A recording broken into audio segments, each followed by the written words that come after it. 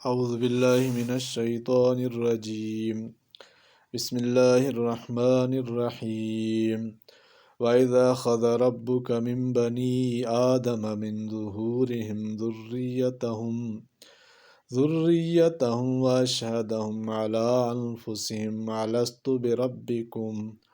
قَالُوا بَلَىٰ شَهِدْنَا أَن تَقُولُوا يَوْمَ الْقِيَامَةِ إِنَّا كُنَّا عَنْ هَٰذَا غَافِلِينَ۔ اور جب نکالا تیرے رب نے بنی آدم کی پیٹھوں سے ان کی اولاد کو اور اقرار کرایا ان سے ان کی جانوں پر، کیا میں نہیں ہوں تمہارا رب؟ بولے ہاں ہم اقرار کرتے ہیں۔ کبھی کہنے لگو قیامت کے دن ہم کو تو اس کی خبر نہ تھی۔ خلاصہ تفسیر، ان سے اس وقت کا واقعہ ذکر کیجیے جب کہ آپ کے رب نے عالم ارواح میں آدم علیہ السلام کی پشت سے خود ان کی اولاد کو اور اولاد آدم کی پشت سے ان کی اولاد کو نکالا اور ان کو سمجھ عطا کر کے ان سے انہی کے متعلق اقرار لیا کہ کیا میں تمہارا رب نہیں ہوں۔ سب نے اس عقل خداداد سے حقیقت امر کو سمجھ کر جواب دیا کہ کیوں نہیں، واقعی آپ ہمارے رب ہیں۔ حق تعالیٰ نے وہاں جتنے ملائکہ اور مخلوقات حاضر تھے سب کو گواہ کر کے سب کی طرف سے فرمایا، ہم سب واقعے کے گواہ بنتے ہیں، اور یہ اقرار اور شہادت سب اس لیے ہوا تاکہ تم لوگ یعنی جو تم میں ترک توحید اور اختیار شرک پر سزا پائیں، قیامت کے روز یوں نہ کہنے لگے کہ ہم تو اس توحید سے محض بے خبر تھے، یا یوں کہنے لگو کہ اصل شرک تو ہمارے بڑوں نے کیا تھا اور ہم تو ان کے بعد ان کے نسل میں ہوئے، اور عادتاً نسل عقائد و خیالات میں تابع اپنی اصل کے ہوتے ہوئے اس لیے ہم بے خطا ہیں، پس ہمارے فعل پر تو ہم کو سزا ہو نہیں سکتی، اگر ہوگی تو لازم آتا ہے کہ ان بڑوں کی خطا میں ہم ماخوذ ہوں۔ سو کیا ان غلط راہ نکالنے والوں کے فعل پر آپ ہم کو ہلاکت میں ڈالے دیتے ہیں؟ سو اب اس اقرار و اشہاد کے بعد تم یہ عذر نہیں پیش کر سکتے۔ پھر اس کے بعد ان سب سے وعدہ کیا گیا کہ یہ عہد تم کو دنیا میں پیغمبروں کے ذریعے سے یاد دلایا جائے گا۔ چنانچہ ایسا ہی ہوا جیسا یہاں بھی اول میں اذ اخذ کے ترجمے سے معلوم ہوا کہ آپ کو اس واقعے کے ذکر کا حکم ہوا۔ آخر میں بھی اس یاد دہانی کو جتلاتے ہیں کہ ہم اسی طرح اپنی آیات کو صاف صاف بیان کرتے ہیں تاکہ ان کو اس عہد کا ہونا معلوم ہو جائے اور تاکہ معلوم ہونے کے بعد شرک وغیرہ سے وہ باز آ جائیں۔ معارف و مسائل عہد الست کی تفصیل و تحقیق۔ ان آیتوں میں اس عظیم الشان عالمگیر عہد و پیمان کا ذکر ہے جو خالق و مخلوق اور عبد و معبود کے درمیان اس وقت ہوا جب کہ مخلوق اس جہان کون و فساد میں آئی بھی نہ تھی، جس کو عہد ازل یا عہد الست کہا جاتا ہے۔ اللہ جل شانہ نے سارے عالموں کا خالق و مالک ہے۔ زمین و آسمان اور ان کے درمیان اور ان کے ما سوا جو کچھ ہے اس کی مخلوق اور ملک ہے۔ نہ اس پر کوئی قانون کسی کا چل سکتا ہے، نہ اس کے کسی فعل پر کسی کو کوئی سوال کرنے کا حق ہے، لیکن اس نے محض اپنے فضل و کرم سے عالم کا نظام ایسا بنایا ہے کہ ہر چیز کا ایک ضابطہ اور قانون ہے۔ قانون کے موافق چلنے والوں کے لیے ہر طرح کی دائمی راحت اور خلاف ورزی کرنے والوں کے لیے ہر طرح کا عذاب مقرر ہے۔ پھر خلاف ورزی کرنے والے مجرم کو سزا دینے کے لیے اس کا ذاتی علم محیط کافی تھا جو عالم کے ذرے پر حاوی ہے، اور اس کے لیے کھلے اور چھپے ہوئے تمام اعمال و افعال بلکہ دلوں میں پوشیدہ ارادے تک بالکل ظاہر ہیں۔ اس لیے کوئی ضرورت نہ تھی کہ نگران مقرر کیے جائیں، اعمال نامے لکھے جائیں، اعمال تولے جائیں اور گواہ کھڑے کیے جائیں، لیکن اسی نے خالص اپنے فضل و کرم سے یہ بھی چاہا کہ کسی کو اس وقت تک سزا نہ دیں جب تک دستاویزی ثبوت اور ناقابل انکار شہادتوں سے اس کا جرم اس کے سامنے اس طرح کھل کر نہ آ جائے کہ وہ خود بھی اپنے مجرم ہونے کا اعتراف کر لے اور اپنے آپ کو مستحق سزا سمجھ لے۔ اس کے لیے ہر انسان کے ساتھ اس کے ہر عمل اور قول کو لکھنے والے فرشتے مقرر فرما دیے۔ ما یلفظ من قول الا لدیہ رقیب عنید، یعنی کوئی کلمہ انسان کی زبان سے نہیں نکلتا جس پر اللہ تعالیٰ کی طرف سے نگرانی کرنے والا فرشتہ مقرر نہ ہو۔ پھر محشر میں میزان عدل قائم فرما کر انسان کے اعمال نیک و بد کو تولا جائے گا۔ اگر نیکیوں کا پلہ بھاری ہو گیا تو نجات پائے گا، اور گناہوں اور جرائم کا پلہ بھاری ہو گیا تو گرفتار عذاب ہوگا۔ اس کے علاوہ جب احکم الحاکمین کا دربار عام محشر میں قائم ہوگا تو ہر ایک کے عمل پر شہادتیں بھی لی جائیں گی۔ بعض مجرم گواہوں کی تکذیب کریں گے تو اس کے ہاتھ پاؤں اور اعضاء و جوارے سے اور اس زمین و مکان سے جس میں یہ افعال کیے گئے گواہی لی جائے گی۔ وہ سب بحکم خداوندی گویا ہو کر صحیح صحیح واقعات بتلا دیں گے، یہاں تک کہ مجرمین کو انکار و تکذیب کا کوئی موقع باقی نہ رہے گا۔ وہ اعتراف و اقرار کریں گے۔ فَاعْتَرَفُوا بِذَنبِهِمْ فَسُحْقًا لِّأَصْحَابِ السَّعِيرِ۔ پھر رؤوف الرحیم مالک نے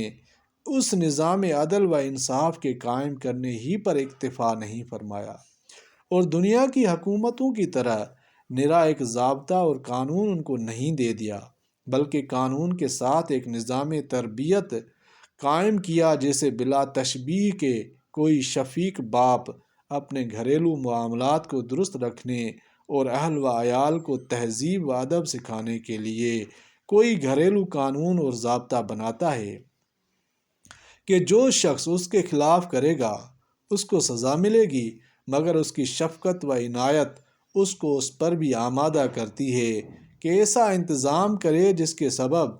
ان میں سے کوئی سزا کا مستحق نہ ہو، بلکہ سب کے سب اس ضابطے کے مطابق چلیں۔ بچے کے لیے اگر صبح کو اسکول جانے کی ہدایت اور اس کے خلاف کرنے پر سزا مقرر کر دی ہے تو باپ سویرے اس کی بھی فکر کرتا ہے کہ بچہ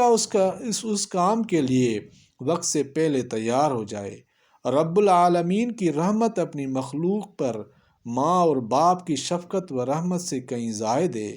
اس لیے اس نے اپنی کتاب کو محض قانون اور تعزیرات نہیں بنایا بلکہ ایک ہدایت نامہ بنایا ہے، اور ہر قانون کے ساتھ ایسے طریقے بھی سکھائے ہیں جن کے ذریعے قانون پر عمل سہل ہو جائے۔ اسی نظام ربوبیت کے تقاضے سے اپنے انبیاء بھیجے، ان کے ساتھ آسمانی ہدایت نامے بھیجے، فرشتوں کی بہت بڑی تعداد نیکیوں کی طرف ہدایت کرنے اور مدد کرنے کے لیے مقرر فرما دی۔ اسی نظام ربوبیت کا ایک تقاضا یہ بھی تھا کہ ہر قوم اور ہر فرد کو غفلت سے بیدار کرنے اور اپنے رب کریم کو یاد کرنے کے لیے مختلف قسم کے سامان پیدا کیے۔ زمین و آسمان کی تمام مخلوقات اور دن رات کے تغیرات اور خود انسان کے اپنے وجود کی کائنات میں اپنی یاد دلانے والی ایسی نشانیاں رکھ دیں کہ اگر ذرہ بھی ہوش سے کام لے تو کسی وقت اپنے مالک کو نہ بھولے۔ وَفِي الْأَرْضِ آیَاتٌ لِّلْمُوقِنِينَ وَفِي أَنفُسِكُمْ أَفَلَا تُبْصِرُونَ، یعنی زمین میں اہل بصیرت کے لیے ہماری نشانیاں ہیں اور خود تمہارے وجود میں بھی، کیا پھر بھی تم نہیں دیکھتے؟ اسی طرح غافل انسان کو بیدار کرنے اور عمل صالح پر لگانے کے لیے ایک انتظام رب العالمین نے یہ بھی فرمایا کہ افراد اور جماعتوں اور قوموں سے مختلف اوقات اور حالات میں اپنے انبیاء علیہ السلام کے ذریعے عہد و پیمان لے کر ان کو قانون کی پابندی کے لیے تیار کیا گیا۔ قرآن مجید کی متعدد آیات میں بہت سے معاہدات و مواثیق کا ذکر کیا گیا ہے جو مختلف جماعتوں سے مختلف اوقات و حالات میں لیے گئے۔ انبیاء علیہ السلام سے عہد لیا گیا کہ جو کچھ ان کو حق تعالیٰ کی طرف سے پیغام رسالت ملے وہ اپنی اپنی امتوں کو ضرور پہنچا دیں گے۔ اس میں ان کے لیے کسی کا خوف اور لوگوں کی ملامت و توہین کا اندیشہ حائل نہ ہوگا۔ اللہ تعالیٰ کی اس مقدس جماعت نے اپنے اس معاہدے کا پورا حق ادا کر دیا، پیغام رسالت کے پہنچانے میں اپنا سب کچھ قربان کر دیا۔ اسی طرح ہر رسول و نبی کی امت سے اس کا معاہدہ لیا گیا کہ وہ اپنے اپنے انبیاء کا اتباع کریں گے، پھر خاص اہم معاملات میں خصوصیت کے ساتھ اس کے پورا کرنے میں اپنی پوری توانائی صرف کرنے کا عہد لیا گیا، جس کو کسی نے پورا کیا، کسی نے نہیں کیا۔ انہی معاہدات میں سے ایک اہم معاہدہ وہ ہے جو تمام انبیاء علیہم السلام سے ہمارے رسول کریم محمد مصطفیٰ صلی اللہ علیہ وآلہ وسلم کے بارے میں لیا گیا کہ سب انبیاء نبی امی خاتم الانبیاء صلی اللہ علیہ وآلہ وسلم کا اتباع کریں گے اور جب موقع پائیں گے ان کی مدد کریں گے، جس کا ذکر اس آیت میں ہے وَإِذْ أَخَذَ اللَّهُ مِيثَاقَ النَّبِيِّينَ۔ یہ تمام عہود و مواثیق حق تعالیٰ کی رحمت کاملہ کے مظاہر ہیں، اور مقصد ان کا یہ ہے کہ انسان کا جو کثیر النسیان ہے، اکثر اپنے فرائض کو بھول جاتا ہے، اس کو بار بار ان معاہدات کے ذریعے ہوشیار کیا گیا تاکہ وہ ان کی خلاف ورزی کر کے تباہی میں نہ پڑ جائیں۔ بیعت لینے کی حقیقت انبیاء علیہم السلام اور ان کے نائب علماء و مشائخ میں بھی جو بیعت لینے کا دستور رہا ہے، وہ بھی اسی نیت الہیہ کا اتباع ہے۔ خود رسول کریم صلی اللہ علیہ وآلہ وسلم نے بہت سے معاملات میں صحابہ کرام سے بیعت لی، جن میں سے بیعت الرضوان کا تذکرہ قرآن کریم میں ان الفاظ کے ساتھ موجود ہے، جیسا کہ آیت ہے لَقَدْ رَضِيَ اللَّهُ عَنِ الْمُؤْمِنِينَ إِذْ يُبَايِعُونَكَ تَحْتَ الشَّجَرِ، یعنی اللہ راضی ہو گیا ان لوگوں سے جنہوں نے ایک خاص درخت کے نیچے آپ کے ہاتھ پر بیعت کی۔ ہجرت سے پہلے انصار مدینہ کی بیعت عقبہ بھی اسی قسم کے معاہدات میں سے ہے۔ بہت سے صحابہ کرام رضوان اللہ تعالی اجمعین سے ایمان اور عمل صالح کی پابندی پر بیعت لی۔ صوفیاء کرام میں جو بیعت مروج ہے وہ بھی ایمان اور عمل صالح کی پابندی اور گناہوں سے بچنے کے اہتمام کا عہد ہے، اور اسی سنت اللہ اور سنت الانبیاء کا اتباع ہے۔ اسی وجہ سے اس میں خاص برکات ہیں کہ انسان کو گناہوں سے بچنے اور احکام شرعیہ بجا لانے کی ہمت اور توفیق بڑھ جاتی ہے۔ بیعت کی حقیقت معلوم ہونے سے یہ بھی واضح ہو گیا کہ جس طرح کی بیعت عام طور پر ناواقف جاہلوں میں رواج پا گئی ہے کہ کسی بزرگ کے ہاتھ پر ہاتھ رکھ دینے ہی کو نجات کے لیے کافی سمجھ بیٹھتے ہیں، یہ سراسر جہالت ہے۔ بیعت ایک معاہدے کا نام ہے، اس کا فائدہ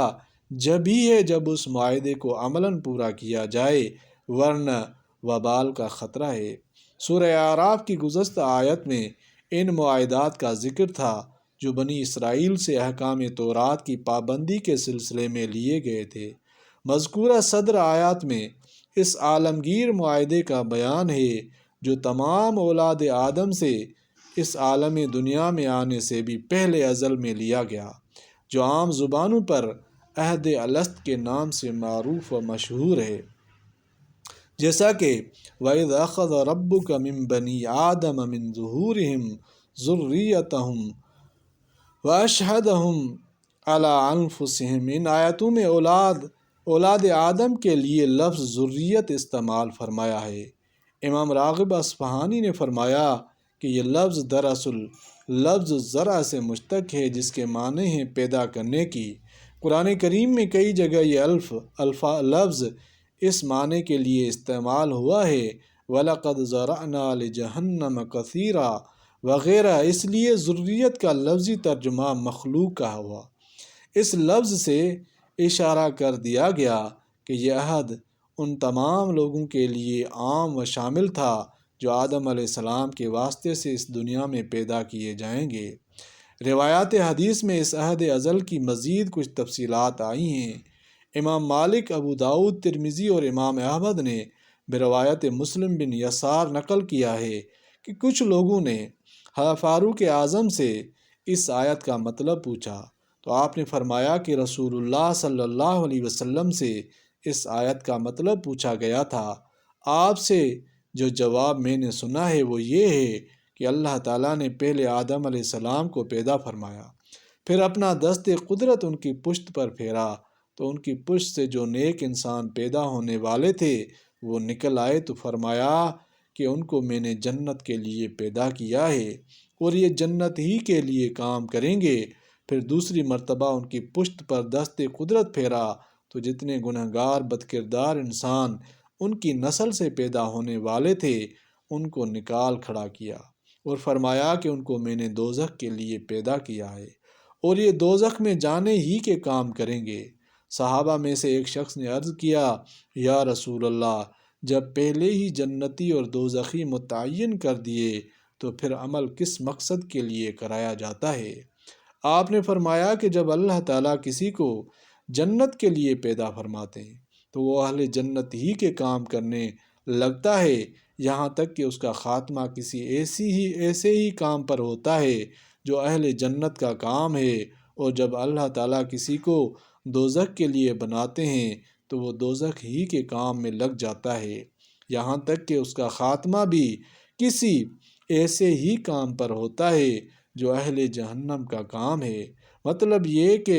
جب انسان کو معلوم نہیں کہ وہ کس طبقے میں داخل ہے تو اس کو اپنی توانائی اور قدرت و اختیار ایسے کاموں میں خرچ کرنا چاہیے جو اہل جنت کے کام ہیں، اور یہی امید رکھنا چاہیے کہ وہ انہی میں سے ہوگا۔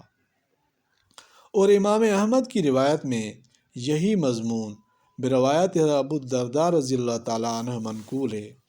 اس میں اتنا اور زیادہ ہے کہ پہلی مرتبہ جو لوگ آدم علیہ السلام کی پشت سے نکلے وہ سفید رنگ کے تھے جن کو اہل جنت فرمایا، اور دوسری مرتبہ سیاہ رنگ کے تھے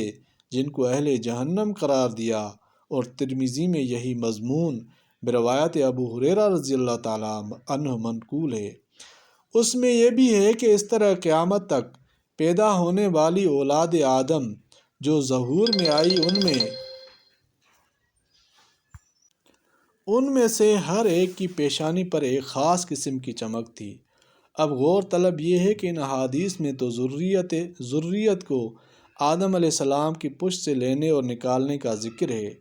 اور قرآن کریم کے الفاظ میں بنی آدم یعنی اولاد آدم کی پشت سے نکالنا مذکور ہے۔ تطبیق اس کی یہ ہے کہ آدم علیہ السلام کی پشت سے ان لوگوں کو نکالا گیا جو بلا واسطہ آدم علیہ السلام سے پیدا ہونے والے تھے، پھر ان کی نسل کی پشت سے دوسروں کو، اور اسی طرح جس ترتیب سے اس دنیا میں اولاد آدم پیدا ہونے والی تھی اسی ترتیب سے ان کو پشتوں سے نکالا گیا۔ حدیث میں سب کو آدم علیہ السلام کی پشت سے نکالنے کا مطلب بھی یہی ہے کہ آدم علیہ السلام سے ان کی اولاد کو، پھر اس اولاد سے ان کی اولاد کو ترتیب وار پیدا کیا گیا۔ قرآن مجید میں اس سب ذریت آدم سے اپنی ربوبیت کا اقرار کر لینے میں اس کی طرف بھی اشارہ پایا جاتا ہے کہ یہ ذریت آدم جو اس وقت پشتوں سے نکالی گئی تھی صرف ارواح نہیں تھے بلکہ روح اور جسم کا ایسا مرکب تھا جو جسم کے لطیف ترین ذرات سے بنایا گیا تھا، کیونکہ ربوبیت اور تربیت کی ضرورت زیادہ تر وہیں ہوتی ہے جہاں جسم و روح کا مرکب ہو اور جس کو ایک حال سے دوسرے حال کی طرف ترقی کرنا ہو۔ ارواح کی یہ شان نہیں، وہ تو اول سے آخر تک ایک ہی حال پر ہوتے ہیں۔ اس کے علاوہ احادیث مذکورہ میں جو ان کے رنگ سفید و سیاہ مذکور ہیں یا ان کی پیشانی کی چمک مذکور ہے، اس سے بھی یہی معلوم ہوتا ہے کہ صرف روح بلا جسم نہیں تھی، ورنہ روح کا تو کوئی رنگ نہیں ہوتا، جسم ہی کے ساتھ یہ اوصاف متعلق ہوتے ہیں۔ اور اس پر کوئی تعجب نہ کیا جائے کہ قیامت تک پیدا ہونے والے سارے انسان ایک جگہ میں کس طرح سما گئے، کیونکہ حضرت ابو درداء کی حدیث مذکور میں اس کی بھی تصریح ہے کہ اس وقت جو ذریت پشت آدم علیہ السلام سے نکالی گئی تھی وہ اپنے اس ڈول کے ساتھ نہیں تھی جس میں وہ دنیا میں آئیں گے، بلکہ چھوٹی چونٹیوں کے جثے میں تھی، اور سائنس کی اس ترقی کے زمانے میں تو کسی سمجھدار انسان کو کوئی اشکال اس میں ہونا ہی نہیں چاہیے کہ اتنے بڑے ڈیل ڈول کا انسان ایک چونٹی کی جثے میں کیسے ظاہر ہوا۔ آج تو ایٹم کے اندر تمام نظام شمسی کے موجود ہونے کا تجربہ کیا جا رہا ہے۔ فلم کے ذریعے بڑی سے بڑی چیز کو ایک نقطے کی مقدار دکھلایا جا سکتا ہے۔ اس لیے یہ کیا مشکل ہے کہ حق تعالیٰ نے اس عہد و میثاق کے وقت تمام بنی آدم کو بہت چھوٹے جثے میں وجود عطا فرمایا۔ عہد ازل کے متعلق چند سوال و جواب۔ اس عہد ازل کے متعلق چند چیزوں اور ناقابل غور ہیں۔ اس عہد ازل کے متعلق چند چیزیں اور قابل غور ہیں۔ اول یہ کہ عہد و اقرار کس جگہ اور کس وقت لیا گیا۔ دوسرے یہ کہ جب اقرار اس حال میں لیا گیا کہ آدم علیہ السلام کے سوا کوئی دوسرا انسان پیدا بھی نہ ہوا تھا، تو ان کو یہ عقل و علم کیسے حاصل ہوا کہ وہ اللہ تعالیٰ کو پہچانے اور اس کے رب ہونے کا اقرار کریں، کیونکہ ربوبیت کا اقرار وہ کر سکتا ہے جس نے شان تربیت کا مشاہدہ کیا ہو، اور یہ مشاہدہ اس دنیا میں پیدا ہونے کے بعد ہی ہو سکتا ہے۔ پہلا سوال کہ یہ عہد و اقرار کس جگہ اور کس وقت لیا گیا، اس کے متعلق مفسر قرآن عبداللہ بن عباس رضی اللہ تعالیٰ عنہ سے جو روایت بسند قوی امام احمد، نسائی اور حاکم نے نقل کی ہے، وہ یہ کہ عہد و اقرار اس وقت لیا گیا جب آدم علیہ السلام کو جنت سے زمین پر اتارا گیا، اور مقام اس اقرار کا وادی نعمان ہے جو میدان عرفات کے نام سے معروف و مشہور ہے۔ رہا دوسرا سوال کہ یہ نئی مخلوق جس کو ابھی وجود عنصری بھی پوری طرح عطا نہیں ہوا، وہ کیا سمجھ سکتے ہیں کہ ہمارا کوئی پیدا کرنے والا اور پروردگار ہے؟ ایسی حالت میں ان سے سوال کرنا بھی ایک قسم کی ناقابل برداشت تکلیف ہے، اور وہ جواب بھی کیا دے سکتے ہیں؟ اس کا جواب یہ ہے کہ خالق کائنات جس کی قدرت کاملہ نے تمام انسانوں کو ایک ذرے کی صورت میں پیدا فرمایا، اس کے لیے یہ کیا مشکل ہے کہ اس نے ان کو عقل و فہم اور شعور و ادراک بھی اس وقت بقدر ضرورت دے دیا ہو۔ اور یہی حقیقت ہے کہ اللہ جل شانہ نے اس مختصر وجود میں انسان کے تمام قوا کو جمع فرما دیا تھا، جن میں سب سے بڑی قوت عقل و شعور کی ہے۔ انسان کے اپنے وجود میں اللہ تعالیٰ شانہ کی عظمت و قدرت کی وہ بے شمار نشانیاں ہیں جن پر ذرہ بھی غور کرنے والا اللہ تعالیٰ کی معرفت سے غافل نہیں رکھ سکتا۔ قرآن کریم کا ارشاد ہے وَفِي الْأَرْضِ آیَاتٌ لِلْمُوقِنِينَ وَفِي أَنفُسِكُمْ أَفَلَا تُبْصِرُونَ، یعنی زمین میں اللہ تعالیٰ کی نشانیاں ہیں جاننے والوں کے لیے، اور خود تمہارے وجود میں بھی، کیا پھر بھی تم نہیں دیکھتے؟ یہاں ایک تیسرا سوال یہ بھی ہو سکتا ہے کہ یہ ازلی عہد و پیمان کتنا ہی یقین اور صحیح کیوں نہ ہو، مگر کم از کم یہ تو سب کو معلوم ہے کہ اس دنیا میں آنے کے بعد یہ عہد کسی کو یاد نہیں رہا، تو پھر عہد کا فائدہ کیا ہوا؟ اس کا جواب یہ ہے کہ اول تو اسی نوع بنی آدم میں بہت سے ایسے افراد بھی ہیں جنہوں نے یہ اقرار کیا ہے کہ ہمیں یہ عہد پوری طرح یاد ہے۔ ذنون مصری رحمۃ اللہ علیہ نے فرمایا کہ یہ عہد و میثاق مجھے ایسا یاد ہے گویا اس وقت سن رہا ہوں، اور بعض نے تو یہاں تک کہا ہے کہ مجھے یہ بھی یاد ہے کہ جس وقت یہ اقرار لیا گیا میرے آس پاس میں کون کون لوگ موجود تھے۔ ہاں، یہ ظاہر ہے کہ ایسے افراد شاذ و نادر کے درجے میں ہیں، اس لیے عام لوگوں کے سمجھنے کی بات یہ ہے کہ بہت سے کام ایسے ہوتے ہیں جو بالخاصہ اثر رکھتے ہیں، چاہے وہ کام کسی کو یاد رہے یا نہ رہے، بلکہ اس کی خبر بھی نہ ہو، مگر وہ اپنا اثر چھوڑ جاتے ہیں۔ یہ عہد و اقرار بھی ایسی ہی حیثیت رکھتا ہے کہ دراصل اس اقرار نے ہر انسان کے دل میں معرفت حق کا ایک بیج ڈال دیا جو پرورش پا رہا ہے، چاہے اس کو خبر ہو یا نہ ہو، اور اسی بیج کے پھل پھول ہیں کہ ہر انسان کی فطرت میں حق تعالیٰ کی محبت و عظمت پائی جاتی ہے، خواہ اس کا ظہور بت پرستی اور مخلوق پرستی کے کسی غلط پیرائے میں ہو۔ وہ چند بد نصیب لوگ جن کی فطرت ہی مسخ ہو کر ان کا عقلی ذائقہ خراب ہو گیا اور میٹھے کڑوے کی پہچان جاتی رہی، ان کے علاوہ باقی ساری دنیا کے اربوں انسان اللہ تعالیٰ کی دھن اور خیال اور عظمت سے خالی نہیں، پھر چاہے مادی خواہشات میں مبتلا ہو کر یا کسی گمراہ سوسائٹی میں پڑھ کر وہ اس کو بھلا دیں۔ رسول کریم صلی اللہ علیہ وآلہ وسلم کا ارشاد ہے، کل مولود یولد علی الفطرت، یعنی ہر پیدا ہونے والا دین فطرت یعنی اسلام پر پیدا ہوتا ہے، پھر اس کے ماں باپ اس کو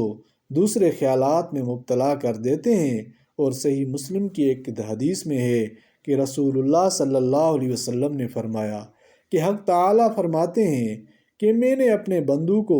حنیف یعنی ایک خدا کا ماننے والا پیدا کیا ہے، پھر شیاطین ان کے پیچھے لگ گئے اور ان کو اس صحیح راستے سے دور لے گئے۔ اسی طرح بالخاصہ اثر رکھنے والے بہت سے اعمال و اقوال ہیں جو اس دنیا میں بھی انبیاء علیہ السلام کی تعلیم سے جاری ہیں، جن کا اثر یہ ہے کہ ان کو کوئی سمجھے یا نہ سمجھے اور یاد رکھے یا نہ رکھے، وہ بہرحال اپنا کام کرتے اور اپنا اثر دکھلاتے ہیں۔ مثلاً بچہ پیدا ہونے کے ساتھ ہی اس کے دائیں کان میں اذان اور بائیں کان میں اقامت و تکبیر کہنے کی جو سنت ہر مسلمان جانتا ہے اور الحمدللہ پورے عالم اسلام میں جاری ہے، اگرچہ بچہ نہ کلمات کے معنی سمجھتا ہے، نہ اس کو بڑا ہونے کے بعد یاد رہتا ہے کہ میرے کان میں کیا الفاظ کہے گئے تھے، اس کی حکمت یہی تو ہے کہ اس کے ذریعے اس اقرار ازلی کو قوت پہنچا کر کانوں کی راہ سے دل میں ایمان کی تخم ریزی کی جاتی ہے، اور اسی کا یہ اثر مشاہدہ کیا جاتا ہے کہ بڑا ہونے کے بعد اگرچہ یہ اسلام اور اسلامیات سے کتنا ہی دور ہو جائے مگر اپنے آپ کو مسلمان کہتا ہے اور مسلمانوں کی فہرست سے الگ ہونے کو انتہائی برا سمجھتا ہے۔ اسی طرح جو لوگ قرآن کی زبان نہیں جانتے ان کو بھی تلاوت قرآن کا حکم شاید اسی حکمت پر مبنی ہے کہ اس سے بھی کم از کم یہ مخفی فائدہ ضرور پہنچ جاتا ہے کہ انسان کے قلب میں نور ایمان تازہ ہو جاتا ہے۔ اسی لیے آخر آیت میں ارشاد فرمایا، ان تقولوا یوم القیامہ انا کنا عن ھذا غافلین، یعنی یہ اقرار ہم نے اس لیے لیا ہے کہ تم قیامت کے دن یوں نہ کہنے لگو کہ ہم تو اس سے غافل تھے۔ اشارہ اس بات کی طرف ہے کہ اس ازلی سوال و جواب سے تمہارے دلوں میں ایمان کی بنیاد ایسی قائم ہو گئی کہ ذرا بھی غور و فکر سے کام لو تو اللہ تعالیٰ جل شانہ کی ربوبیت کے اعتراف کے سوا کوئی چارہ نہ رہے گا۔ اللہ تعالیٰ قرآن پاک کو سمجھنے اور عمل کرنے کی توفیق عطا فرمائے، آمین یا رب العالمین۔